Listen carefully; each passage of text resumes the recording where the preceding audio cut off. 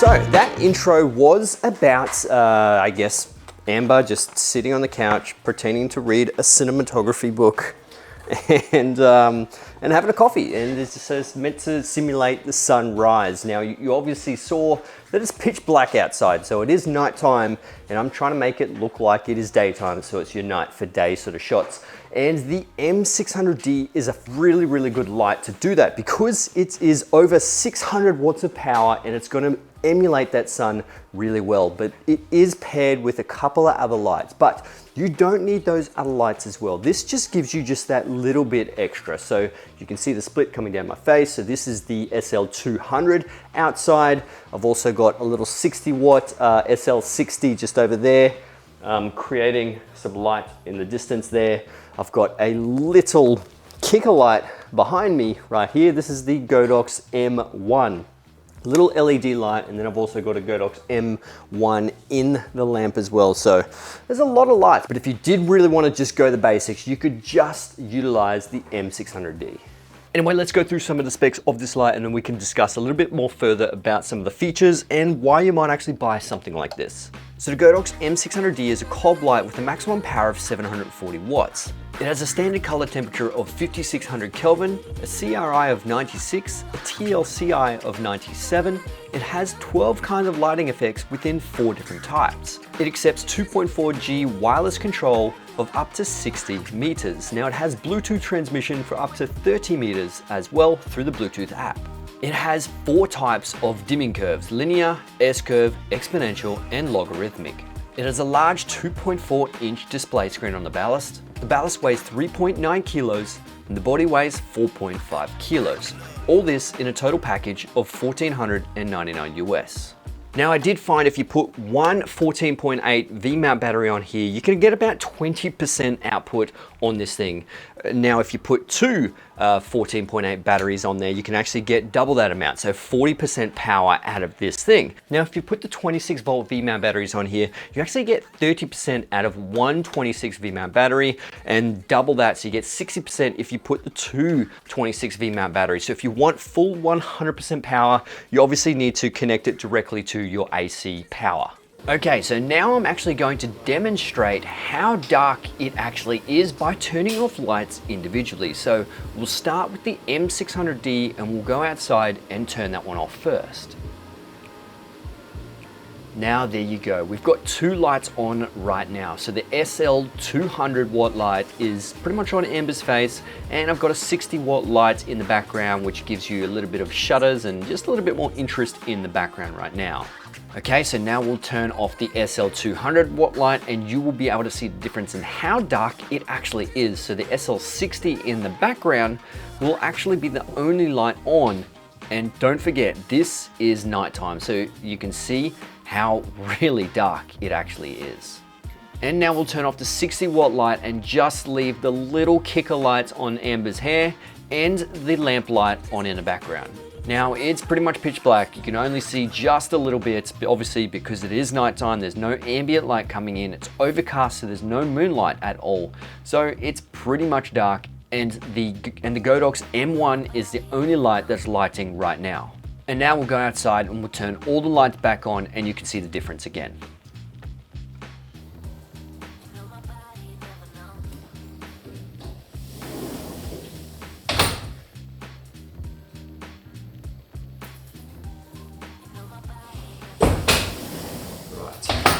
So, the sliding door actually added a little bit of diffusion, so that's why it was a little bit different. It was a bit hot on the floor. Now, this is what it looks like during the day. It is actually an overcast day, so it was raining a little bit last night, raining a little bit this morning, and it's not quite raining now, but its sun's just peeking through. You can see there's a little bit of light coming through. It's much softer than what a normal sunrise would actually be, but nonetheless, you can see what this looks like during the day. Now, the great thing about the M600D is you can actually adjust the curve on here as well. So you can have just a nice linear straight line from 0% all the way up to 100%, or you can have an S-curve from 0 to 100% and change the way that it actually outputs at certain points. Now on here you have the 5-pin DMX in and DMX out, so if you do want to have this on a whole bunch of controls, you can, but you can actually utilize this through the app as well. And I know a lot of people utilize the app, and Andrew that you see on some of my videos, he utilizes the Nanlite app with all these Nanlite lights, and that seems to work quite well. The Godox one is relatively decent, and yeah, I do recommend using it with the app. If you have this on a light fixture, it's just sometimes a lot quicker and easier to adjust. Now, what I did notice about the ballast as well is that when you turn it off, the fan does stay on for a little bit. So, you know, I probably would recommend don't just turn it off and completely unplug it, because this fan will still be on trying to cool down the LED light. It really depends on obviously how much power you outputted. Last night, when I had it to 36%, the fan probably didn't really kick in that much. And when you have it at 100%, I've had it a couple of times at 100%, and yeah, the fan does stay on for maybe a minute or 2 minutes or something after you've actually powered it off. So don't just unplug it, let it cool down, and yeah, hopefully that won't ruin the cob, but absolutely recommend just let it power down, let it cool down, and then unplug it. I saw 200 right in the distance. Easy. And look at that. Now the user controls on the ballast is really easy. You've got a fan control, FX control, menus, obviously the on and off switch, and you've got the dial here, which actually is clickable. So like I said, if you do want to just pause the power, you can put it onto standby by clicking it on and click it again, and it goes back to the same setting that you actually had it on. This right here is nice and bright, and you can actually see it in broad daylight, which is really good. Some of them are just a little bit too dim, and some of them are actually on the body itself. And if this is on a light fixture all the way up the top, it can become a little bit too difficult to try and reach that. So sometimes I do prefer to have the bottom ballast here. So we can't just talk about the light itself until we talk about the hard case. This is incredibly hard case. I could literally stand on this if I wanted to. I'm not even joking you. I could actually stand.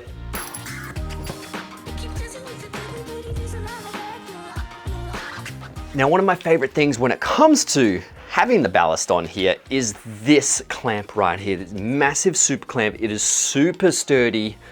There is one little caveat. It is a little bit rigidy on here. Even when it's fully tightened up, it does feel a little bit rigidy, which isn't really too much of a con if you're just putting this on a light stand. It's not like it's gonna move or anything, but feels a little bit funny. It has a standard V-mount on here that you can actually click it into the back. So it's got a V-mount here. This is the V-mount plate, clicks directly in, super easy to use, and just that little quick release on the side, just like any sort of V-mount battery or V-mount plate. But this is a very heavy duty super clamp, and I would have no problems in over cranking this to pretty much any fixture. Now, with many of these light fixtures here, you can actually use just the regular spigot on top, or it's obviously is a junior pin as itself. So you can slot this directly into a thicker light stand, which I know a lot of companies sell them, but I have no real use for them because I don't need to put these too high up into the air at the moment. Now, this is one of the cool things that I've been using quite a lot, and I haven't actually talked about it yet, and I didn't use it last night, but this is actually called a Fresnel. No, it's spelt Fresnel, but it's not Fresnel. It's called a Fresnel. Essentially, it's a lens for your light. So you can either spot the light or you can flood it if you want. So spotting it in one direct spot or flood it so it's a little bit bigger. But essentially, it magnifies it a little bit and gives you a little bit more power out of that light. Now, it's got barn doors on the front here, so you can cut a little bit of light and shape it however you want. But the great thing about these barn doors is it got this leaf system right here. You can see it spreads out. How cool is that? So you can block it, shape it however you want. That makes it so much easier. Oh man, what did I do here? This is metal and I've been bending this. Yeah, it's not exactly very strong metal, but it is very good, just like any other barn door system. But this Fresnel, man, is so good.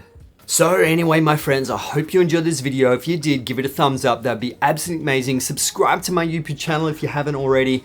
The link will be in the description below if you do want to check out this light, and you know, if it's something of your interest and will it help you in your filmmaking journey. Absolutely it would, because it is incredibly powerful. If you do have the budget, absolutely recommend it. It's very quality. M600D is a fantastic light, but other than that, I'll see you in the next one. All right, let's get it.